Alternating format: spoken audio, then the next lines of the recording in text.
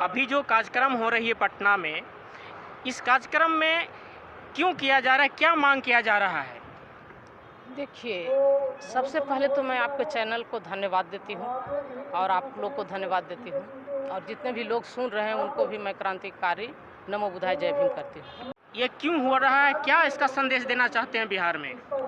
आज का जो एक कार्यक्रम है वो संविधान पर जो प्रहार हो रहा है उसको 2024 का आगाज के रूप में कार्यक्रम हो रहा है, और मैं बिहार के लोगों को ही नहीं पूरे देश के लोगों को संदेश देना चाहती हूँ कि हमारे बहुजन जितने भी 90% शोषित वंचित जो लोग हैं वो एक हो और अपना मताधिकार को बैलेट पेपर से करवाने का मांग करें और ईवीएम को नकारें। आप शिक्षा पर कुछ बोल रही थी। मेरा कहना है कि इस देश में 75 वर्ष आज़ादी के हो गए, लेकिन आज़ाद भारत में भी गुलाम हमारे लोग हैं। लोग के पास दोहरी जो शिक्षा नीति है ये सिर्फ सीधे सीधे गुलामी का कारण है। जब इस देश का नोट एक है, रोड एक है, टैक्स एक है, वोट है एक है, तो फिर शिक्षा और चिकित्सा नीति एक क्यों नहीं?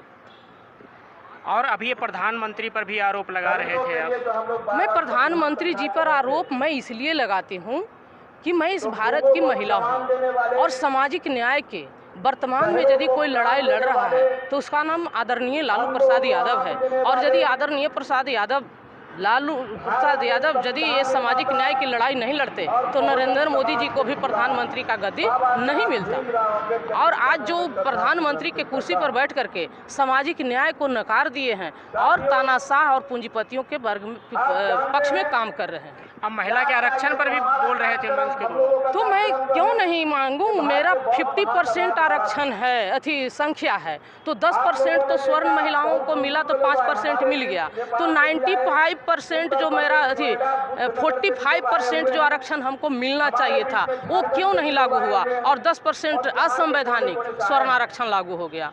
तो ये तो सारा तंत्र जो चल रहा है वो मनुवादी तंत्र चल रहा है, लोकतंत्र को गला घोटा जा रहा है। महिला के लिए क्या संदेश देना चाहते हैं पूरे देशवासियों को?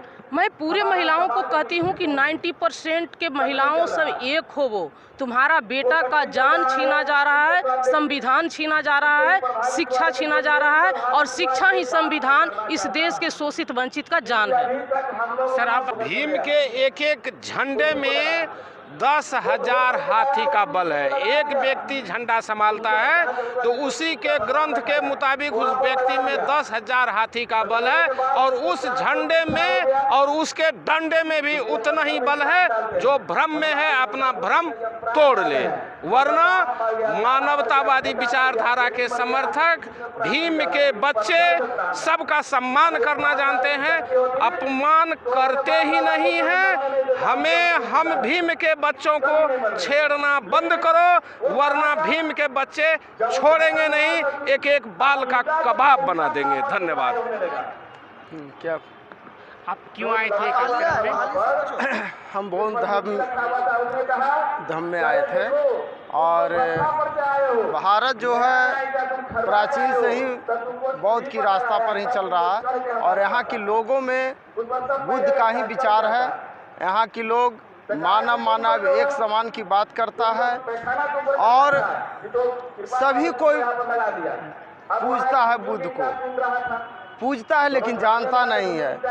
हर एक घर में महामाया का पूजा होता है, वह गौतम बुद्ध की माता हैं, उन्हीं को सभी कोई पूजते हैं, लेकिन जानते हुआ नहीं है कि किसको पूजा कर रहे हैं। कुछ लोग और मनुवादी लोग जो आर्य है, विदेशी है, वह हमारे देश में आया और अपने को सूर कहा। वह शराब पीने वाला था, हम लोग को असुर कहा। यहाँ की जो मूल निवासी है वह शराब नहीं पीता था, उसको असुर कहा।